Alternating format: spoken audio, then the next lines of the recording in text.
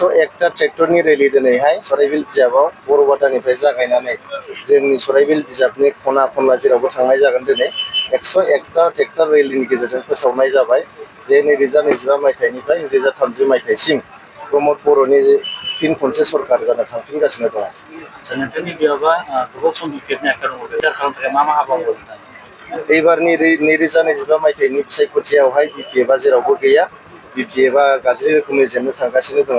बिथांमोना सिंगल डिजिटआवनो थागोन आरो सराइबिलाव बिसोरो जोंनि बिपिएलनि खाथियावनो गैया। बेसेबां रोजासो भट मोननायनि टारगेट खालामदों? रायजो राजाफ्रा जेरैबायदि आशीर्बाद होगासिनो दङ, जेरैबायदि रेसपन्स आंनो होगासिनो दङ, प्रमद बर' सारनि जे थांनाय 5 बोसोरनि खामानि, बिथाङा जे दिनै जोंनाव सान्थिखौ गायसनबाय, बिथाङा मोनफ्रोमबो हारि माहारिनो न्याय होबाय, जौगानायनि लामायाव दिनै गोख्रैयै दावखोलांबाय थाबाय, बेफोर गासैखौबो नायनानै दिनै ट्रेक्टर पार्टिखौ जेरावबो आशीर्बाद होदों रायजो राजाफ्रा, बोर सारस्रिदों। सराइबिल बिजाबावबो बिथांमोना बोर सारस्रिगासिनो दं। बिदिनो थांबाय थायोबा जों गोबां बिबांनि भट लानानै सराइबिल समस्तिखौ देरहानो थांगासिनो दं। सेकेन्ड फेजनिखौ जों फोसावगोन, थाबैनो फोसावगोन। जोंना गासिबो रेडि जोबखा, फोसावनोल' बाखि। गतिके जों सानसे साननैनि गेजेरावनो सेकेन्ड फेजनि लिस्टखौबो जों फोसावगोन। बेसेबांसो बिजाबाव देरहानायनि टारगेट दं?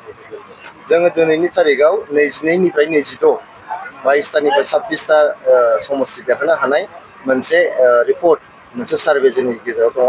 गतिके जोङो any time between 22 to 22 to 26 seat जों देरहागोन। हारसिङैनो जों सरकार दागोन एबार बिपिएलआ।